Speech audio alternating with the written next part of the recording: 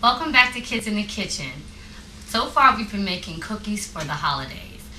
Today so far we've made peanut butter thumbprints, we've made blondies, we've made macaroons, and we've made some cutouts which will soon become chocolate drizzlers.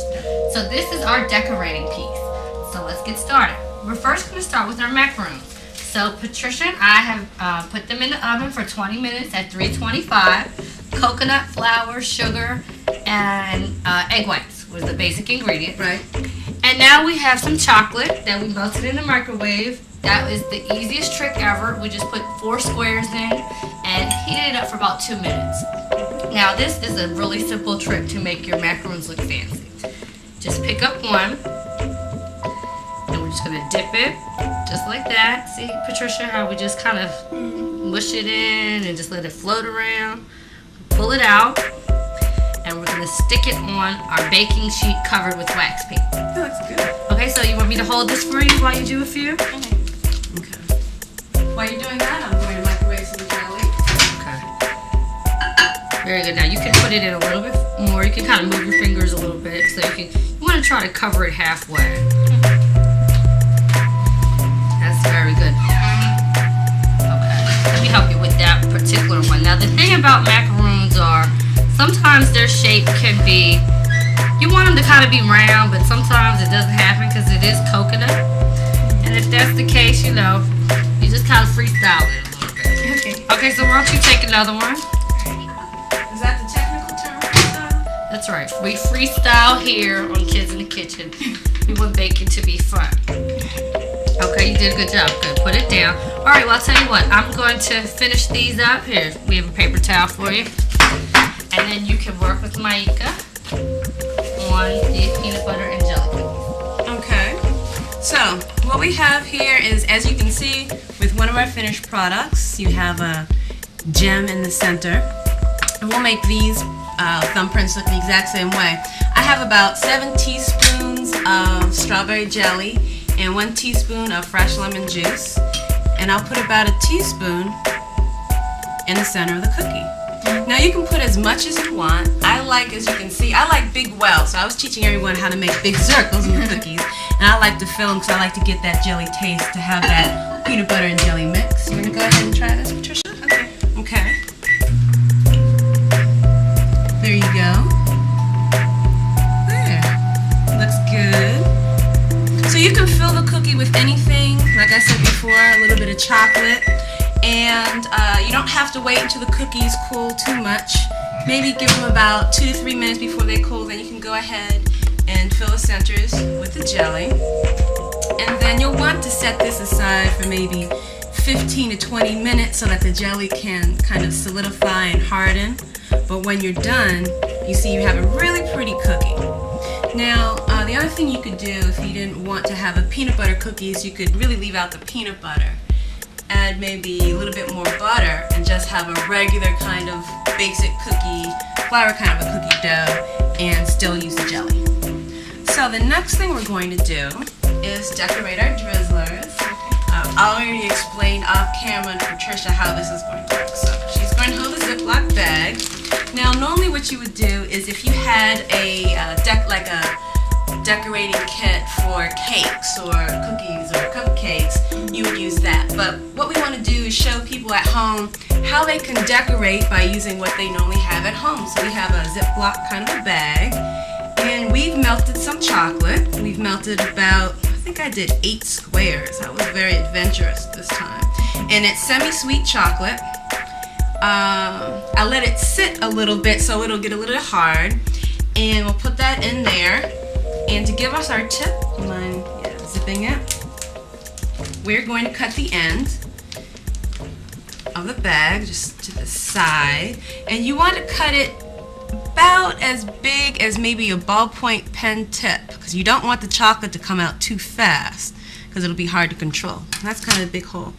So why don't you try a couple of squirts on the side. See how that goes? Yeah. Okay, you want to practice a little bit, up and down? And what Patricia's going to do, and you're going to want to hold it and put a little pressure, like that. There you go. And so what Patricia's going to do is just, in a zigzag fashion, move from left to right over the cookies. There you go. We have the cookies close together, so they'll make it easy to drizzle on the chocolate. So you can add as much chocolate as you want. The nice thing about this is we've used semi-sweet chocolate today. You can use white chocolate. You could also go with a regular icing, like a white icing, and use some type of food coloring like a red or a green to add some pizzazz to your cookie. Those look great. Yeah, that looks really good. You're doing a good job. Unfortunately, one of our cookies kind of lost his head. He lost his mind a little bit earlier. So we're almost done with that. Now with both of these cookies that we put chocolate on, you want to really allow them the opportunity to rest so the chocolate can set. So if you were doing this at home, if you were going to pack it up for a gift, you probably wanted to sit out for at least an hour, maybe a little bit more, because again, when you package it up, you want your chocolate to harden so that it will travel well.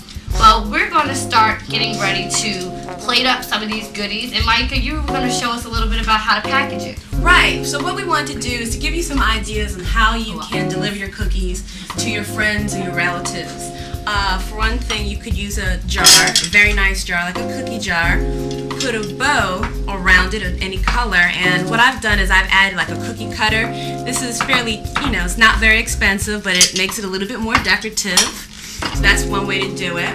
You can always do with the tin. Everyone gives you a tin of cookies, but what we've decided to do to make this pop a little bit more is we have wax tissue paper that is different colors, and we've cut 3 sheets, put them in there to make it pretty.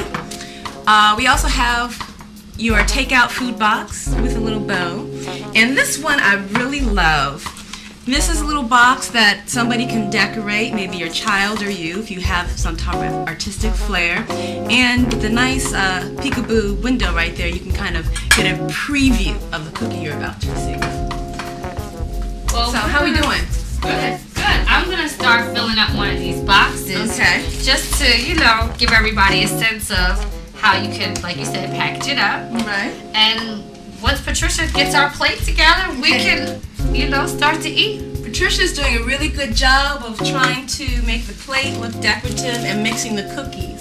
So this is one of the things you also want to consider as you're putting together your box. You want to mix your cookies so that they look really pretty when the person opens the box. So either you want to kind of mix things like she's done very nicely here, or you could do a full box of, let's see, the thumbprints, because that looks very pretty. So it's kind of, whatever floats your boat. Right, and we left some macaroons uncovered. Okay. Because some people don't like chocolate. And so today when we're doing our box, we're going to work with some of the non-chocolated macaroons so we can let our chocolate set. Now, these recipes and other recipes from previous shows can be, you can get them from our website, kidskitchentv.net.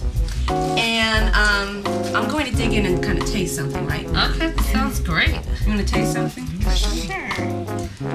Okay. Just going to finish packing our little gift here.